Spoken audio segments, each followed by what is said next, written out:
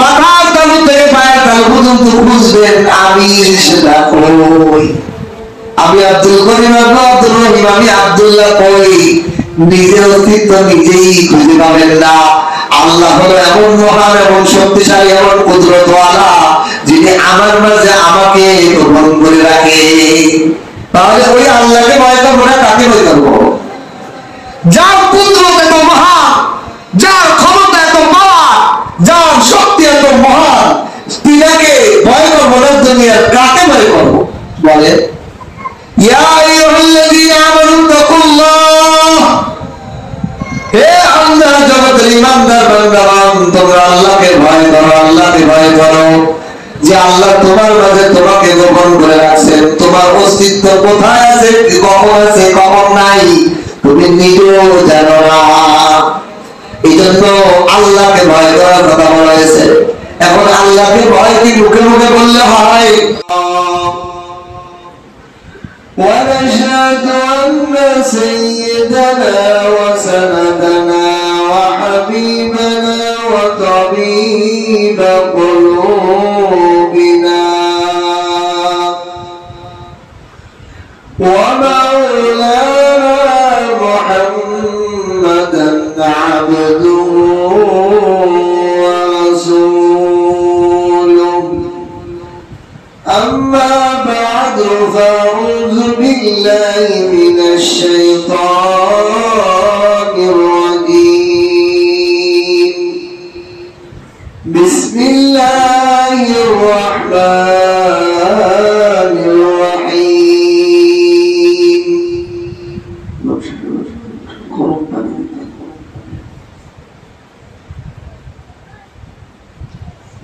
يا أيها الذين آمنوا اتقوا الله وكونوا مع الصادقين. وقال النبي صلى الله عليه وسلم المرء مع من أحبه، أو كما قال عليه الصلاة والسلام. بارك الله لنا ولكم في القرآن العظيم، ونفعنا وإياكم بالآيات والذكر الحكيم. سبحانك لا علم لنا إلا ما علمتنا إنك أنت العليم الحكيم. ربي زدني علما، ربي زدني علما. رب اشرح لي صدري ويسر لي امري واحلل عقدة من لساني يفقهوا قولي. صحبت صالح ترى صالح قراد، صحبت طالع ترى طالع قراد، صحبت زندہ ترى زندہ قراد، صحبت مردہ ترى مردہ قراد، صحبت عاشق ترى عاشق قراد، صحبت فاسد ترى فاسد قراد. بلغ العلا بكماله كشف الدجى بجماله حسنت جميع خصاله صلوا عليه وآله.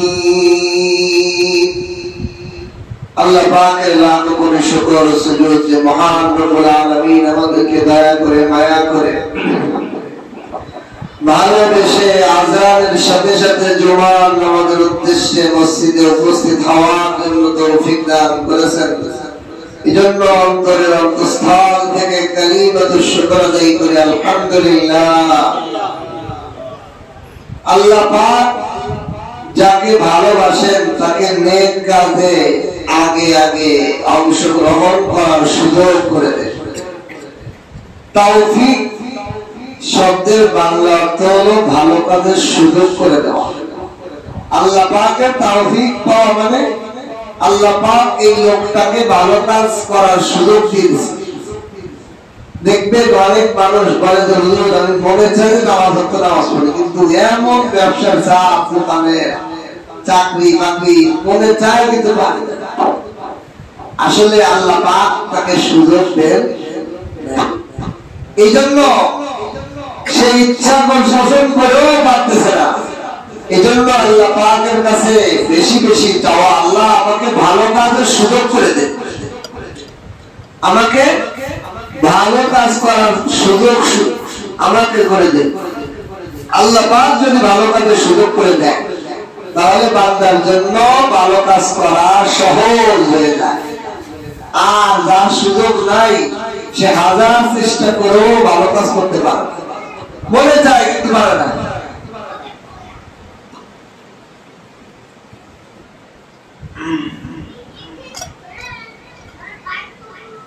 এই জন্য আল্লাহ পাক যে আমাদেরকে মসজিদে আযানের সাথে সাথে আসার সুযোগ করে দিয়েছেন, এটা আল্লাহ পাকের দয়া এবং ভালোবাসা। আমার আপনার গায়ের জোরে, আমার আপনার চেষ্টা সাধনার মাধ্যমে হয়নি, আল্লাহ পাকের পছন্দ হয়েছে আমার দ্বারা, এই জন্য আমাকে সুযোগ করে দিয়েছে, ঠিক কিনা? এই জন্য আল্লাহ পাকের কৃতজ্ঞ হওয়া যে আল্লাহ আপনি আমাকে সুযোগ করে দিয়েছেন, এই জন্য আপনার শুকর আলহামদুলিল্লাহ। সকল প্রশংসা আপনার, সকল প্রশংসা আপনার। কেন? যে আপনি আমার ভালো কাজের সুযোগ করে দিয়েছেন। আল্লাহ পাক আমাদেরকে আসা বসা যিনি আলোচনা করার সুযোগ করে দিয়েছেন, এই জন্য আল্লাহ পাকের কাছে কৃতজ্ঞতা হওয়া, কৃতজ্ঞ হওয়া, বিনয় হওয়া, হৃদয়টাকে অহংকারী না বানানো।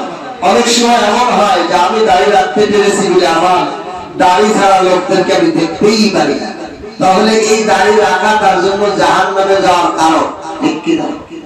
একজন নামাজি হয়ে গেছে এই জন্য সে বেনামাজিদেরকে দেখতেই পারে না। এটা যদি হয় তাহলে বুঝতে হবে যে এই নামাজ তাকে জাহান্নামের দিকে ফেলেছে। এই জন্য বিনয় হতে হবে। আল্লাহ আমাকে সুযোগ করে দিয়েছে, ওই ভাইকে দেয় নাই, সেকেন্ডের মধ্যে ওনাকেও করে দিতে পারেন কিনা? হাজার ঘটনা আছে। আমি যে আয়াতে কোরআনের আজকের যে আলোচনা, আল্লাহ যদি তৌফিক দেয় আলোচনার মধ্যেই বোঝা যাবে কে কোন সময় যে আল্লাহর কাছে কবুল হয়ে যায়। সামান্য বিষয়ে আল্লাহ তাআলা তার প্রতি তাকে যে কৃতজ্ঞতার কারণে, বিনয়ের কারণে তার যে কোন সময় কি ঘটে যায় এটা আল্লাহ ছাড়া কেউ বলতে পারে। কোরআনে কারীমের সূরা তাওবার 119 নম্বর আয়াত আমি তেলাওয়াত করছি। রাসূলুল্লাহ সাল্লাল্লাহু আলাইহি ওয়াসাল্লামের অসংখ্য হাদিস মুবারক থেকে ছোট্ট একটা হাদিস আমি তেলাওয়াত করেছি। এই আয়াত এবং হাদিসের আলোকে আল্লাহ তাআলা যেন আমাকে এমন কিছু কথা বলার সুযোগ করে দেন যে কথা দ্বারা আমি বক্তার দিলকে আল্লাহ তাআলা ইসলাম করে হিদায়াত দিয়ে দেন এবং আপনারা শ্রোতা যারা আছেন আপনাদেরকে হিদায়াতের জরিয়া দান করবেন, বলেন আমিন। আয়াতের শাব্দিক অর্থ হলো ইয়া আইয়ুহাল্লাযীনা আমানুত্তাকুল্লাহ, হে আল্লাহ জগতের বিশ্বাসী বান্দারা, ইয়া আইয়ুহাল্লাযীনা আমানু, এই আল্লাহ পাকের কোরআনের ভাষায় আল্লাহ যে বান্দাকে ডাক দেন দুই তিনটা পদ্ধতিতে আল্লাহ তাআলা ডাক দেন। এক নম্বরে ডাক দেন ইয়া আইয়ুহাল্লাযীনা আমানু, শুধু ঈমানদার বান্দাদেরকে ডাক দেন। আর যখন দুনিয়ার সবাইকে বলে তখন বলে ইয়া আইয়ুহান নাস, হে মানুষেরা, ইয়া আইয়ুহাল্লাযীনা আমানু, যারা আল্লাহকে না দেখে জান্নাত জাহান্নাম না দেখে বিশ্বাস করেছো, তাদেরকে আল্লাহ ডাক দিয়ে বলতেছেন, হে ঈমানদার, আল্লাহ জগতের ঈমানদার বান্দারা, ইত্তাকুল্লাহ, আল্লাহকে ভয় করো। কাকে ভয় করো? আল্লাহকে ভয় করো। এখন প্রশ্ন হয়, আল্লাহ আপনাদের ভয় করো কেন? বাঘ, এটাকে দেখে ভয় করা যায়, এর থাবা কেমন ভয়ঙ্কর, এর দাঁত কেমন ভয়ঙ্কর, এ কেমনে কামড়ায়। আমাদের এই কোলাবাড়িতে কেউ কামড়াইছে দেখি নাই, কিন্তু শোনার পর ও ভয়ে আতঙ্কে কি বলে, কিছু জিনিস আছে দেখা লাগে না, শুনেই মানুষের দিলে যে ভয় দেখার থেকে বেশি। আচ্ছা, এখানে যারা আছে অনেক লোক এখানে দেখা যায় খোঁজ দিয়ে দেখা যায় কেউ সাপে কামড়ে, কিন্তু সাপের ভয় সবার দেওয়া আছে। এখানে কেউ বাঘে কামড়ে নাই, বাঘে শিকার করে নাই, বাঘ সরাসরি দেখি নাই, জেলখানায় গাছার মধ্যে অথবা ভিডিও অথবা ছবিতে দেখছি, সরাসরি বাঘের সামনে আমি কখনো হই নাই। তারপরও বাঘের কথা শুনলে ডরায় ওঠে।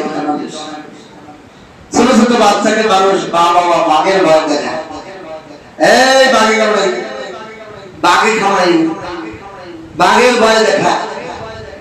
অথচ এই বাঘ সরাসরি সে দেখেও নেই মনে হয়, শোনার উপর এরকম একই। অথচ আল্লাহ পাকের কুদরত, আল্লাহ পাকের ক্ষমতা কত বড়, এরপরেও আল্লাহর ভয় আমাদের দিলে নেই। এই বাঘের ক্ষমতা কতটুকু? বাঘ তো যে কোনো মুহূর্তে আল্লাহর হুকুম ছাড়া কাউকে কামড়াই দিই পারে, দেখি না? ইব্রাহিম আলাইহিস সালামের ঘটনার মধ্যে লেখে তাফসীরের মধ্যে, নমরুদকে আমরা জানি যে ইব্রাহিম আলাইহিস সালামকে নমরুদ আগুনের কুণ্ডলীর মধ্যে ফেলেছে, এটা আমরা সকলেই জানি, শুনেছি গল্প। কিন্তু আগুনের কুণ্ডলীতে ফেলার আগে নমরুদ প্রথমে বিশাল একটা গর্ত খুঁজছে, গর্ত খুঁজে এর মধ্যে বাঘ ছেড়ে দিচ্ছে, অনেকগুলো বাঘ ছেড়ে দিয়ে ইব্রাহিম আলাইহিস সালামকে এই কূপের মধ্যে ফেলে দিচ্ছে। মানে বাঘে যেন ছিঁড়ে ফেলে খায় ইব্রাহিম, কিন্তু বাঘগুলো ইব্রাহিম আলাইহিস সালামের গায়ে চেটে চেটে ভালোবাসা দিতেছে। বলেন সুবহানাল্লাহ। নমরুদ দেখতে পাই, ও বাঘ, তোমার হিংস্রতা কোথায় গেল? তুমি না মানুষ পাইলে, গোস্তের ঘ্রাণ পাইলে তোমার মাথা খারাপ হইয়া যায়, তাজা রক্তের ঘ্রাণ পাইলে তোমার মাথা পাগল হইয়া যায়, ছিঁড়ে ফিরে খাওয়ার জন্য তুমি হামলা চালিয়ে দাও। ওই ইব্রাহিমের শরীরে কি তাজা রক্ত নেই, কাঁচা মাংসের ঘ্রাণ নেই? তুমি কেন ইব্রাহিমকে খাও না? খাকোবাদো আমাতিস বান্দান বাবাদা তুমুর দাজাহাদ বান্দান, খাকোবাদো আমাতিস বান্দান বাবাদা তুমুর দাজাহাদ জিন্দান। আমরা তো মনে করি বাঘ কথা বলতে পারে না, আল্লাহ চাইলে সেকেন্ডের মধ্যে বাঘও কথা বলতে পারে, ঠিক কি না? বাঘ ডাকতে পাওয়া জন্য নবী আয়না গর্তের মধ্যে নেমে আসো, আমি তাজা গোস্তের ঘ্রাণ পাইয়া খাই কিনা, তাজা টকবগে রক্তের ঘ্রাণ পাইলে আমি কিরকম হামলা করতে পারি? তুমি বেটা নামে আসো গর্তের মধ্যে, দেখাইবো আমি কেমন আক্রমণ করতে পারি। তুমি যাকে ফেলেছ খলিলুল্লাহ ইব্রাহিম, খলিলুল্লাহ আল্লাহর দোস্ত, আল্লাহর বন্ধু, আমি তো ওই আল্লাহর গোলাম, আল্লাহর হুকুম ছাড়া আমি কিছু করতে পারি না। সেই আল্লাহর বন্ধুর গায়ে আমি একটা আঁচড় দেব, এত বড় বিয়াদব আমি বাঘ হই না। আল্লাহ, বাঘ মালিককে চেনে, কিন্তু কপাল পোড়া নমরুদ সে মালিককে চেনে না। এজন্য বাঘ এত ভয় পায়, বাঘ না দেখো, বাঘের কথা শুনেও আল্লাহকে কি আমরা দেখছি? আল্লাহকে তো দেখি নাই। অনেক নাস্তিক বলে যে আল্লাহরে দেখি নাই, তারা বিশ্বাস করবো কেমনে, ভয় করবো কেমনে? ও মিয়া তুমি তো অনেক জিনিসই দেখো না, তবুও কেন বিশ্বাস করো? তোমার কথা, তোমার জবানে, তোমার বেশি দূর যাওয়া লাগবে না, চোখের কাছেই হলো কথা। এই কথাকে তুমি জীবনে কোনোদিন দেখছো? তাহলে কথা বলতে কিছু জিনিস নাই, তুমি অবিশ্বাস করো? তা তো করো না, তুমি তো কথাকে বিশ্বাস করো। কথা বলতে একটা জিনিস আছে, কিন্তু দেখা না। তোমার আত্মা কই? তোমার ভিতরে রূহ কই? রূহ তো দেখা যায় না, তুমি নিজের নিজেই খুঁজে পাবা না তুমি কি। তুমি যদি কান হও, কান থাকে, মরে গেলে তুমি কই? তুমি যদি চোখ হও, চোখ থাকে, তুমি মরে গেলে চোখ আছে, তুমি কই? তুমি যদি বডিটা হও, মরে গেলে লাশটা তো থাকে, তুমি কই? তোমার মধ্যে তুমি নিজের খুঁজে পাও না, তোমার সৃষ্টিকর্তা তো আরো মহান। আল্লাহকে খুঁজে পেতে বেশি দূরে যাওয়া লাগে। এই জন্য এক বুজুর্গ বলেন, আল্লাহকে তো আমি আমার মধ্যে পেয়েছি। কেমনে? যে আল্লাহ আমার মধ্যে আমাকে লুকায়িত রাখে, তিনি তো আমার মধ্যে আরো লুকায়িত আছে। সুবহানাল্লাহ। আমার মাঝে আমি কই? নিজে নিজে একটু চিন্তা করবেন, আমি কই? মাথার তালু থেকে পায়ের তালু পর্যন্ত খুঁজবেন, আমি সেটা কই? আমি আব্দুল করিম, আব্দুর রহিম, আমি আব্দুল্লাহ কই? নিজের অস্তিত্ব নিজেই খুঁজে পাবেন না। আল্লাহ হলো এমন মহান, এমন শক্তিশালী, এমন কুদরতওয়ালা, যিনি আমার মাঝে আমাকে গোপন করে রাখে। তাহলে ওই আল্লাহকে ভয় করবো না, কাকে ভয় করবো? যার কুদরত এত মহান, যার ক্ষমতা এত মহান, যার শক্তি এত মহান, তিনাকে ভয় করবো না, দুনিয়ার কাকে ভয় করবো? বলে ইয়া আইয়ুহাল্লাযীনা আমানু তাকুল্লাহ, হে আল্লাহ জগতের ঈমানদার বান্দাগণ, তোমরা আল্লাহকে ভয় করো, আল্লাহকে ভয় করো। যে আল্লাহ তোমার মাঝে তোমাকে গোপন করে রাখছেন, তোমার অস্তিত্ব কোথায় আছে, কখন আছে, কখন নাই, তুমি নিজেও জানো না। এই জন্য আল্লাহকে ভয় করার কথা বলা হয়েছে। এখন আল্লাহকে ভয় কি মুখে মুখে বললে হয়? আল্লাহর ভয় আসার জন্য দেখেন দুনিয়াতে, আচ্ছা বাঘের ভয় একটা বাচ্চা কখন থেকে করবে? জন্মের পর তো বাঘের ভয় করবে? জন্মের পর সাপের ভয় সে করে না। কোন বাচ্চা, শিশু বাচ্চা যখন জন্মগ্রহণ করে ততদিন পর্যন্ত সে সাপেরকে ভয় করে না, যতক্ষণ পর্যন্ত সাপকে ভয় করেওয়ালার সোহবত পরিপূর্ণভাবে না পায়।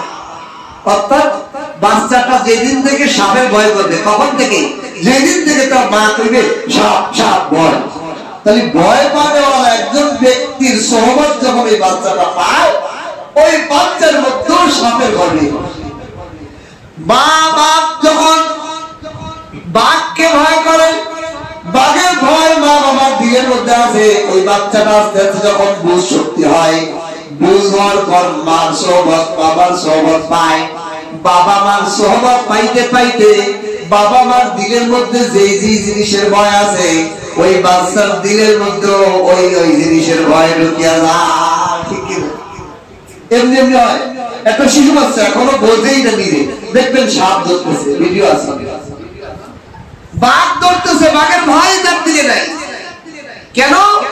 বাঘকে ভয় পাওয়ালার একজন পরিপূর্ণ বুঝ শক্তিওয়ালা, নিজের মধ্যে বুঝ আসা, আর যে বুঝওয়ালা ভয় পায় তার সোহবত যতক্ষণ পর্যন্ত পাই নাই, ততক্ষণ পর্যন্ত বাঘ আর সাপের ভয় তার দিলে ঢোকে না। ঠিক কিনা? আমার কথা বুঝতে পারতেছে? তাহলে বাঘের ভয় আর সাপের ভয়, সে কোনোদিন বাঘও দেখে নাই, সাপও দেখে নাই। ধরনের বাচ্চা যখন সে পরিপূর্ণ বুঝ হয়েছে, ভয়টা পায়, তখন বাঘ পায় সাপ। সাপ অনেক বিষাক্ত, ভয়ঙ্কর, মার দিলে আছে, এই মার সোহবত থাকতে থাকতে ওই বাচ্চাটার দিলেও সাপের ভয়, বাঘের ভয়। আল্লাহ বলে, ও দুনিয়ার মানুষেরা, ও ঈমানদারেরা, ইয়া আইয়ুহাল্লাযীনা আমানু, ও আল্লাহ জগতের ঈমানদার বান্দাগণ, আল্লাহকে যারা ভয় করতে চাও, তোমার একা একা আল্লাহর ভয় আসবে না, একা একা তুমি আল্লাহকে ভয় করতেও পারবে না। তোমার জন্য লাগবে আল্লাহর ভয়ওয়ালা একজন সোহবত প্রাপ্ত মানুষ, যার দিলে আল্লাহর ভয়, যার দিলের মধ্যে আল্লাহর ভয় আছে, ওই লোক লোকটার সহবতে যদি তুমি থাকো, তার সাথে উঠা বসা করো, তার সাথে একটা রাত কাটাও, তার সাথে একটু খানা খাও, তার সাথে চলাফেরা করো, তার সহবতে যতক্ষণ বসো, তোমার দিলের মধ্যে ওই আল্লাহ ভয় ঢুকিয়া যাবে। এই জন্যই আল্লাহ বলেন, ইয়া আইয়ুহাল্লাযীনা আমানু, হে ঈমানদার বান্দাগণ, ইত্তাকুল্লাহ,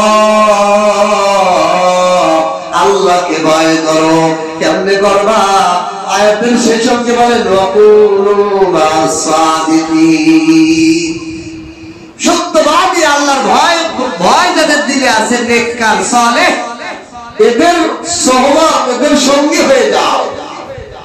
দেখেন দুনিয়া তো এই সহবতের মাধ্যমে হাজার জিনিস তৈরি হয়। সহবত যেই জিনিসের মানুষের সেই জিনিসের আসল করে। যেই লোকটা মাছ বিক্রি করে, তার কাছে বসলেই দেখবেন মাছের গন্ধ, মাছের গল্প, মাছ কেমন দাম বাড়তেছে কমতেছে, 24 ঘন্টা তার মাছের গল্প, রাতে ঘুমাইলেও সে মাছ মাছ করে। যে চাউলের ব্যবসা করে, তার কাছে যত বড় করে চাউলের গল্প, কোন চাউলের কোন দাম। যেই জিনিসের সহবাস মানুষের মধ্যে থাকে, তার দিলের মধ্যে ওই জিনিসের আসর ঢুকিয়া যায়। ওই গল্প ছাড়া অন্য গল্প তার কাছে পাওয়া যায় না, ঠিক কিনা? এই জন্য আল্লাহ বলেন, আল্লাহর ভয় পাইতে হলে একা একা হয় না। আল্লাহর ভয় যে দিলের মধ্যে আছে, ওই দিলটার কাছে বসো, আল্লাহর ভয় তোমার মধ্যে সহায়তা করে। বলেন সুবহানাল্লাহ। ফকিহ আবুল লাইস সমরকন্দি রাহমাতুল্লাহ আলাইহি, উনি একটা রিওয়ায়াত বনি ইসরাইলের এক মহিলার ঘটনা বর্ণনা করেছেন। সহবত সামান্য মুহূর্তের মধ্যে সহবতে মানুষকে কোথায় নিয়ে যায়। আবুল লাইস সমরকন্দি রাহমাতুল্লাহ আলাইহি অনেক জগৎ বিখ্যাত আলেম, ফকিহ। উনি বর্ণনা করেন, বনি ইসরাইলের একজন নারী, বনি ইসরাইলের একজন নারী, সে সমাজের মধ্যে তার একটা পেশা হলো পতিতাবৃত্তি, গুনাহ আর ব্যভিচারীর ব্যবসাটা। এই ব্যবসা করতে করতে তার অনেক টাকা হয়েছে। এই টাকা দিয়ে বিশাল এক রাজপ্রাসাদ সে তৈরি করেছে। তার একমাত্র পেশাই এই জিনা ব্যভিচারের পেশা। এই পেশায় টাকার মালিক হওয়ার পর বিশাল একটা অন্তর্মহল বানিয়েছে, সুন্দর সিংহাসন বানিয়েছে। সে এখানে বসিয়া থাকে, আর শহরের যত বড় ধনী, বড় বড় ধনীরা তার সকল কাস্টমার তার দরবারে যায়। আর যত ধরনের গোলার পাপেচারের কারখানা সে তৈরি করে দিয়েছে। আমাদের সমাজে আছে কিনা যারা এই ধরনের সিনেমা, নাটক, বিভিন্ন জিনিসের মধ্যে জিনা ব্যভিচারের কারখানা করে তা অনেক টাকার মালিক। একজন মহিলা কোটি কোটি টাকার মালিক, গাড়ি বাড়ি তার অভাব নাই, তার বাড়ি ভবনের মধ্যে মদের একটা দোকান হয়ে যায়, ঠিক কিনা? এই বনি ইসরাইলের মহিলাও তার বিশাল প্রাসাদের মধ্যে নেশা, সমস্ত ধরনের গুনাহ আসবাবের কারখানা বানিয়ে সে তার সিংহাসনে বসে থাকে। আর প্রতিদিন বড় বড় ধনী ব্যবসায়ী কাস্টমাররা তার কাছে আছে, আর গুনাহ ব্যভিচার করে চলে।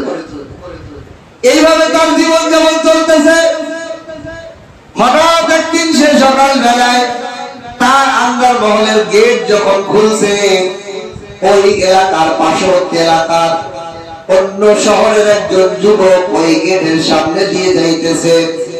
যে যুবকটা ছিল আল্লাহর খাঁটি একজন গোলাম, যার একত্র নামাজ পড়ে না, যার চক্ষু একটা পরনারী করে কখনো পড়ে না, যার রোজা ছোটে না, নফল রোজা মাসের 3 দিন রোজা রাখে, প্রতি সপ্তাহে সোমবার বৃহস্পতিবার রোজা রাখে, সে দাড়ি রাখে, পাঞ্জাবি পরে, পাগড়ি পরে। এই যুবকটা সর্বদা আল্লাহর ভয়ে ভীত থাকে, কখনো তাকে পাপে ছুঁইতেই পারে না। কিন্তু এই যুবকটা যখন এই প্রতিটা নারীর রাজমহলের সামনে দিয়ে যাইতেছে, হঠাৎ এই মহলের সৌন্দর্যের দিকে তার নজর পড়ছে, আর ওই মুহূর্তে ওই নারী তার আন্দার মহলের গেট খুলে বের হবে, এরকম একটা পরিস্থিতি, গেট খুলবে, এই খোলা আর তার তাকানো একসাথ হয়ে গেছে। সঙ্গে সঙ্গে এই যুবকের চোখটা ওই খারাপ নারীর চেহারার উপর এমন ভাবে পড়ছে, তার দিলের মধ্যে এই নারীর মহব্বত ঢুকিয়া গেছে। এদিক দিয়ে সে রাস্তা এক নজর পড়ছে আর রাস্তা দিয়ে আস্তে আস্তে আস্তে চলে আসছে। কিন্তু এই যুবকের দিলে এমন এক আসর পড়ছে, এই নারীকে তার জীবন সঙ্গিনী, জীবন তার পাওয়া, তার সোহবত পাওয়া, তাকে একটু তাকে পাওয়ার আকর্ষণ, ভালোবাসা তার দিলের মধ্যে এমন ভাবে ঢুকে গেছে, নামাজ পড়তে গেলে ওই মহিলার কথা চিন্তা হয় কিনা? আমাদের সমাজে অনেক যুবক আমাদেরকে বলে, তো হুজুর রাস্তায় চলতে ফিরতে এই সমস্ত নারী চোখে পড়ে, সুন্দরী সুন্দরী নারী, বেপরোয়া নারী এত চাই, নামাজে দাঁড়াইলেই ওই চেহারাগুলো বেশি উঠবে। কি যে এক মুসিবত! এই জন্য আল্লাহ নবী বলেন, তোমাদের চোখকে নত করো, চোখকে যদি তোমরা ইবাদত করতে পারো, চোখকে যদি নিচে রাখতে পারো, চোখকে জমিনের দিকে রাখতে পারো, তাহলে তোমার দিলের কলবের আয়নার মধ্যে কোনো বেগানা নারী বাজবে না। 2 দিন আগে এক যুবক ফোন করছে, হুজুর আমি যে কলেজে পড়ি, ওই কলেজের ম্যাডাম হলো যুবতী নারী, আমার থেকে 3-4 বছরের বয়স বেশি হবে বা 10 বছর বয়স বেশি হবে, আমার টিচার ইয়ং একজন নারী। এখন উনি যখন আমাকে পড়ায় তো আমি তো নিচের দিকে তাকাই, কিন্তু উনি যখন আমাকে সবক বলতে বলে তখন আমি চোখ কোন দিকে, অন্য আশেপাশের দিক তাকায়। যদি আমি সবক বলি, পড়া বলি, তো ম্যাডাম তো মাইন্ড করবে যে আমার দিকে না তাকায় অন্য দিকে তাকায়, তুমি কেন আমাকে সবক বলছো। এখন আমি কি করতে পারি? দেখেন অনেকের এগুলো জানা হয়, জানা দরকার। আমরা পর্দা করতে চাই, একজন নারীর সামনে কথা বলতে চাই, জরুরতে ছাড়া কথা বলা জায়েজ নেই, কিন্তু দেখাও তো জায়েজ নেই। এখন কিভাবে কথা বলবো? জরুরত পরিমাণ কথা বলতে হয়, ডাক্তার বিভিন্ন ক্ষেত্রে বিভিন্ন জায়গায় বলতে হয় না? এখানে নিয়ম কি ইসলামে? অনেকে আমরা না জেনে নিজের মতো চেষ্টা করি, এতে বিভ্রান্ত হয়। আমি বললাম যুবককে বললাম, দেখেন আপনার চোখকে আশেপাশে তাকাবে না, উপর দিক তাকায়, দাঁড়ের দিক তাকায়, বামের দিক তাকায় কথা বললে এটা অভদ্র দেখা যায়। ইসলামের নিয়ম হলো মাথাকে নিচু করে কথা বলে, তাহলে এটা অভদ্র হবে। তখন ওই ম্যাডাম বুঝতে পারবে যে এই ছেলেটা আমাকে লজ্জা পাচ্ছে, এই জন্য নিচের দিকে। আর আশেপাশে তাকাইলে মনে করবে যে ও আমাকে অ্যাভয়েড করছে, আমাকে গুরুত্বহীন দিচ্ছে, আমার দিকে তাকায় না, আমাকে ঘৃণা করে। এই জন্য ইসলাম এরকম না। ইসলাম হলো চোখকে নত করে আপনি প্রয়োজনে কোনো নারীর সাথে কথা বলতে হলে বলেন, তো চোখে চোখ রাখে কথা বলা যায় নাই বেগানা নারীর সাথে। দেখো এই যে চোখ, এই চোখকে যদি ইবাদত না করা হয়, দিলের আয়নায় ইবাদত বন্দেগীতে সব সময় খালি ওই নারীর কথা ধরতে থাকে। যুবক চিন্তা করে নামাজ পড়ি, জিকির করি, তেলাওয়াত যাই করি, আমি ইবাদত বন্দেগী সব জায়গা ওই নারীর কথা জল্পনা আছে। কি করি এই দিলের থেকে এটাকে বের করা দরকার। দিল থেকে আমার আল্লাহ ছাড়া কোনো কিছু যেন না ঢোকে। এই দিলের মধ্যে একমাত্র আল্লাহ ঢুকবে, আর কিছুকে ঢোকানো যাবে না। এই চিন্তা করিয়া যুবক রোজা রাখা শুরু করছে, তাও সারাদিন ওই নারীর কথাই জপে। ওই নারীকে সরাইতেই পারতেছে। এখন দিলের মধ্যে যখন নারী ঢুকছে, নারীতে এখন যন্ত্রণা শুরু করছে। এখন কয় জানা একবার তুই ওই নারীর কাছে যা, একবার গেলে যে পরিমাণ টাকা লাগে, তোর সামানা বিভিন্ন জিনিস বিক্রি করে এই টাকা তো হবে। যদিও ধনীরা যায়, তুমি একজন যুবক মানুষ, কিন্তু এক রাতের খোরাক তো তোমার কাছে হবে। তুমি বিক্রি করে এক রাতের জন্য এই হাউসটা মিটায় আসো, না মিটানো পর্যন্ত তোমার দিল থেকে এটা বের হবে না। শয়তানের কুমন্ত্রণ। যুবক 5 দিন হয়ে গেছে, দিলের মনের চাহিদা অনুযায়ী সে তার দিলকে সান্ত্বনা করার জন্য নিজেই চিকিৎসা করা শুরু করছে। দেখেন, এই জন্য হক্কানি আলেম লাগে, হক্কানি পীর লাগে, হক্কানি ব্যক্তি লাগে, যার সহমতের মাধ্যমে তার দিক নির্দেশনা সোজা হয়ে যাবে।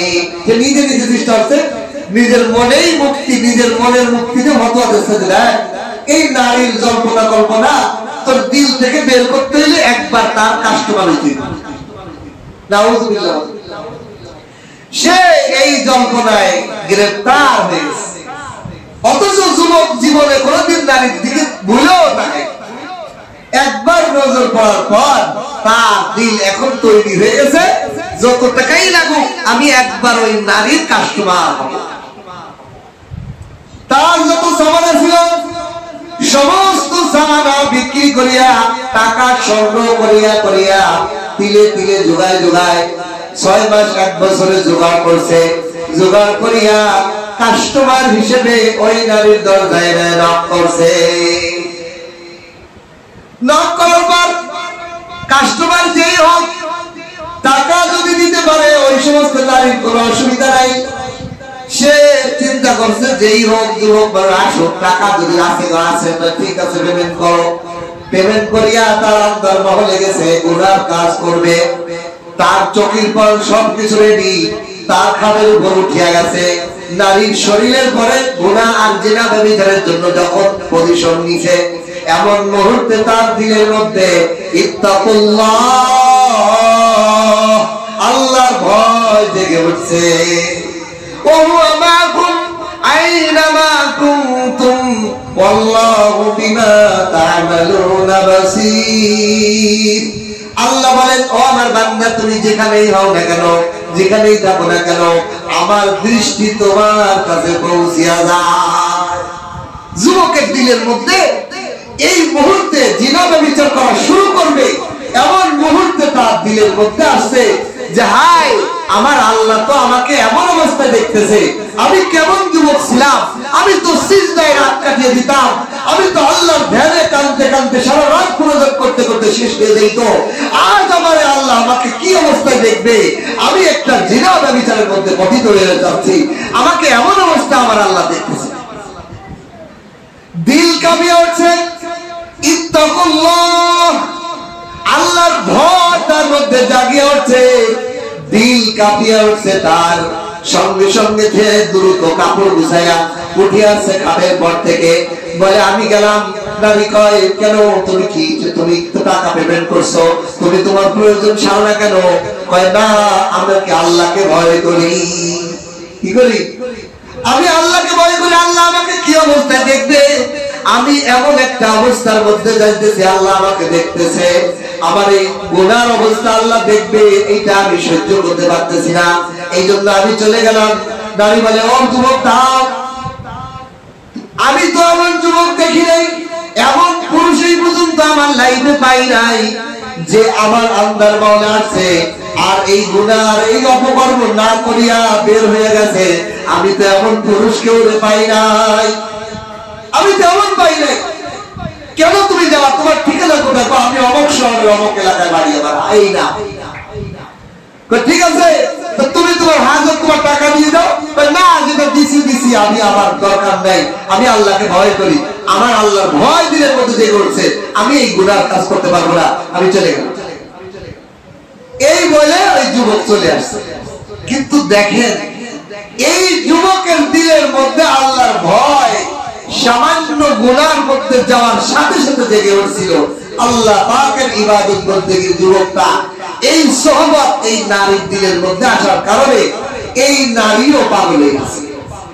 দিন যায় রাত যায়, সে ভাবে হায় আমি কত নিকৃষ্ট, আমি কত নাপাক, সারা জিন্দেগি গুনার গুনায় দিনা ব্যভিচারে কাটাইলাম, আমার জীবনটা আল্লাহর ভয় কোনো নাই। এমন তার যুবক, এরকম যুবক এমন নারী পাওয়ার পরেও, এমন কাস্টমার পাওয়ার পরেও, এমন সুন্দরী নারী আমাকে পাওয়ার পরেও সে আল্লাহর ভয়ে এরকম গুনাহ ছেড়ে দিতে পারে। আর আমি দেখো, আমি কত গুনাহগার, আমি কত পাপিষ্ঠ, আমার জিন্দেগি খালি গুনার মধ্যে পার হয়। এই চিন্তা করিয়া এই নারী নিজে নিজে সিদ্ধান্ত নিয়েছে, আমিও তওবা করে সমস্ত জিনা ব্যভিচারের কাজ ছেড়ে দেব। বলেন সুবহানাল্লাহ। কিসের বরকতে?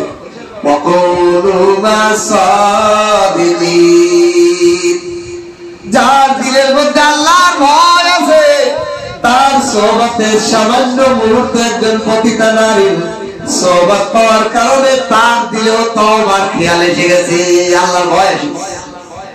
এখন সে সিদ্ধান্ত নিয়েছে আমি আর এই কাজ করবো না, ফাইনাল ডিসিশন আমি তওবা করে এই কাজ ছেড়ে দেব। এখন তওবা করবো কেমনে? আল্লাহকে রাজি করবো, আল্লাহকে এই এত বড় গুনাহ থেকে আল্লাহর রাস্তায় বেরবো কেমনে, এটা তো জানা দরকার। এই জন্য যুগের নবী হযরত মূসা আলাইহিস সালামের দরবারে হাজির হয়েছে। সকালবেলা ওকে আব্দুল্লাহ সামারকান্দি রাহমাতুল্লাহ আলাইহি বর্ণনা করেন, এই নারীটা মূসা নবীর দিকে হাঁটা শুরু করেছে। মূসা আলাইহিস সালামের দরবারে যাবেন, যে মূসা নবীকে বলবেন আমার তওবা কিভাবে, আমি তো আমার জিন্দেগি পুরো জিনা ব্যভিচারে কাটাইছি, এখন আমি আল্লাহর পথে ফিরে আসতে চাই, আল্লাহর ভয় আমি গুনাহ থেকে ছেড়ে আসতে চাই, আল্লাহর রাস্তাটা আমি পেতে চাই। এই জন্য সে রওনা হয়েছে মূসা আলাইহিস সালামের দরবারে। তো মূসা আলাইহিস সালামের দরবারে যখন গেছে, এই অবস্থায় মূসা আলাইহিস সালাম বয়ান করতেছে, তার উম্মতকে বনি ইসরাঈলকে বয়ান করতেছে। এখন ধরেন এই যে বিশাল মসজিদে এরকম হাজার হাজার বনি ইসরাঈলকে, লক্ষ লক্ষ বনি ইসরাঈলকে মূসা আলাইহিস সালাম বয়ান করতেছে।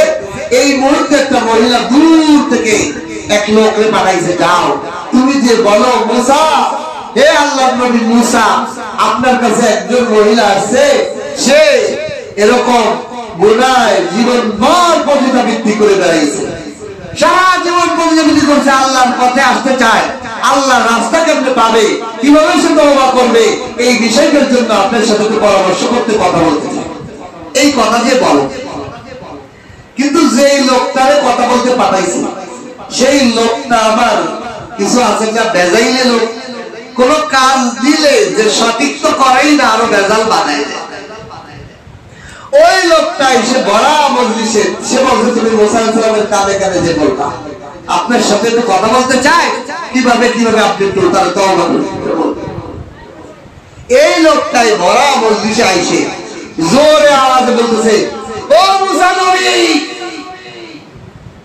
আপনার সাথে একজন পতিতা কথা বলতে চায়, আপনার সাথে সাক্ষাৎ করতে এসেছি।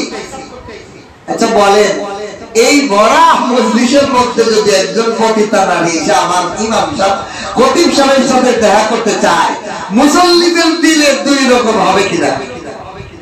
এক ধরনের মুসল্লির দিলে হবে, কিরে পতিতা নারী হুজুরের সাথে কথা বলতে হয় কেন, হুজুরের সাথে কোনো লিঙ্ক আছে কিনা, হুজুর কি ও তার কাস্টমার মানুষের সাথে হয় কিনা, কোন বিপদে তার সাহায্য নিতে এসে হুজুরের সাথে তার গোপন কথা কি, এই ধ্যান ধারণা আসতে পারে কিনা।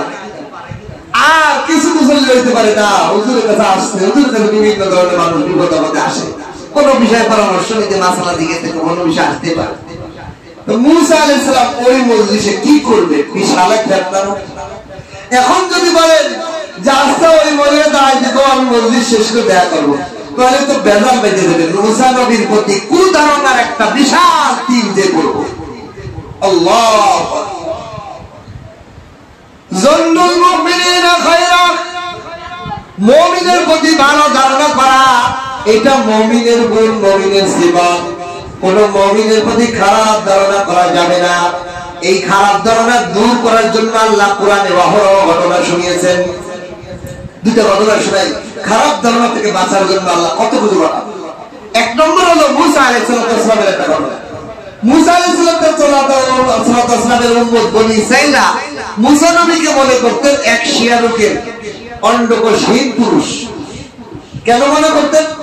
সমস্ত বনি ইসরাঈলের নারী পুরুষ সকলে সাগরের পাড়ে নদীতে উলঙ্গ হয়ে গোসল করতেন, কিন্তু মূসা নবী আল্লাহর নবী না, ওনার লজ্জা আছে না, উনিও উলঙ্গ হয়ে গোসল করতেন, কিন্তু এই ঘাটে না, আরেকটা ঘাটে যেখানে মানুষজন নেই।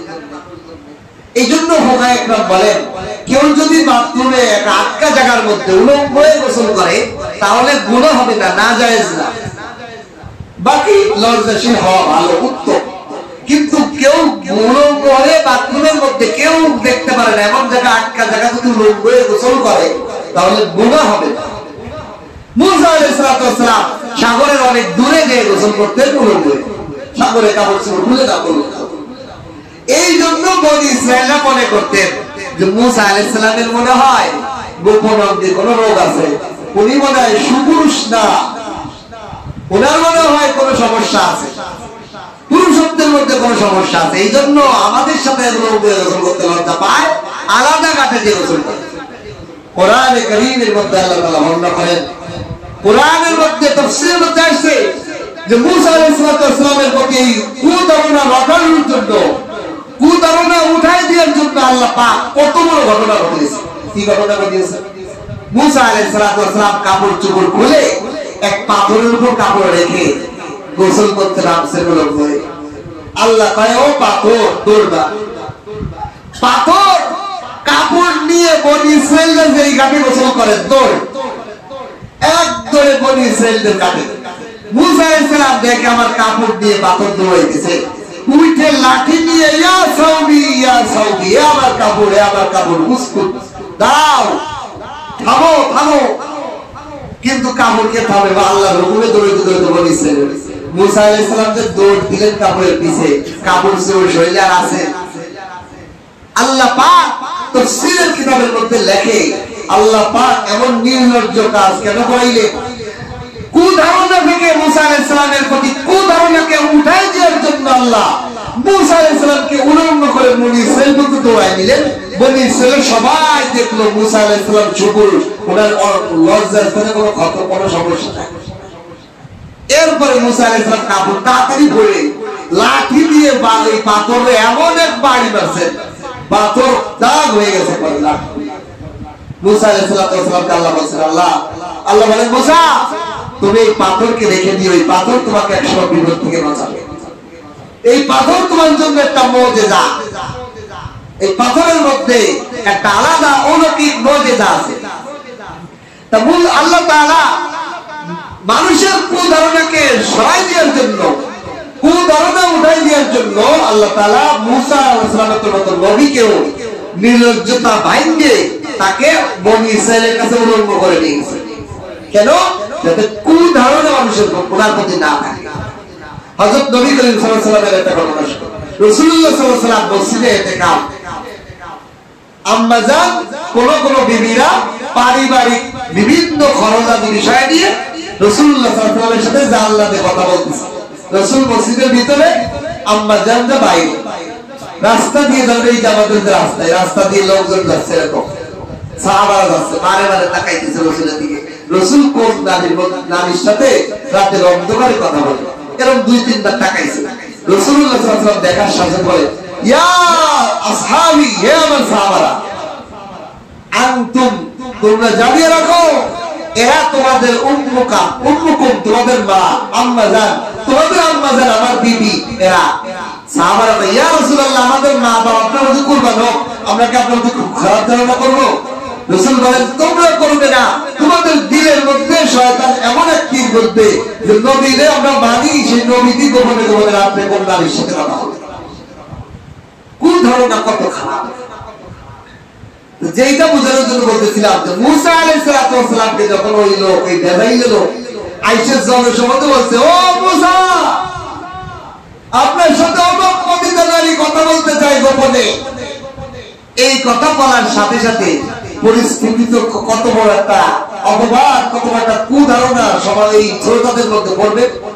মুসা আলাইহিস সালাম ওই চোটেই আবার বলছেন, কোন পতিতার সাথে আমার কোনো সম্পর্ক নাই, তার সাথে কোনো কথা নাই, ওকে বলে দাও তার সাথে আমার কোনো সম্পর্ক নাই, তার আমি চিনি না, তার সাথে জানা নাই। ওই ডাইরেক্ট উনিও কথাই বলেছে। ওই পুরুষটা যে ওই নারীকে যে বলছে, ও মহিলা, তোমার সাথে যুগের নবী মুসা কথা বলবে না, তুমি একজন গুনাহগার পাপিষ্ঠ, তুমি একজন নাপাক গুনাহগার নারী, তোমার সাথে যুগের নবী কথা বলবেন না, তোমার সাথে তার কোনো, তোমার ব্যাপারে কোনো জানে না, তোমার সাথে কোনো কথাও বলবেন না, যাও ফেলে যাও। মহিলা চিন্তা করলেন, গুনাহ করতে করতে আমি আল্লাহর থেকে দূরে হয়ে গেছি, পরে আল্লাহর থেকেও আমি দূরে হয়ে গেছি, আল্লাহর থেকে আমি অনেক দূরে, আল্লাহ আমাকে চেনে না, আমি বান্দা বলি আমাকে বান্দি বলে গ্রহণ করবে না। এখন দেখি আল্লাহর নবীও আমাকে চেনে না, আল্লাহর নবীও আমার সাথে কথাই বলতে চায় না। হায় আমি কত নাপাক আর আমি কত গুনাহগার, তার দিলটা আরো ভেঙে গেছে।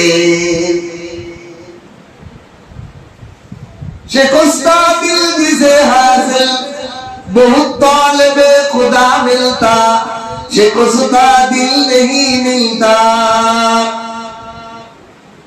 हकीकत में वही कामिल, से कष्टा दिल जिसे हासिल।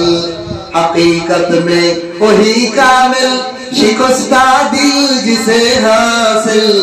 बहुत तालिबे खुदा मिलता, से कष्टा दिल नहीं मिलता।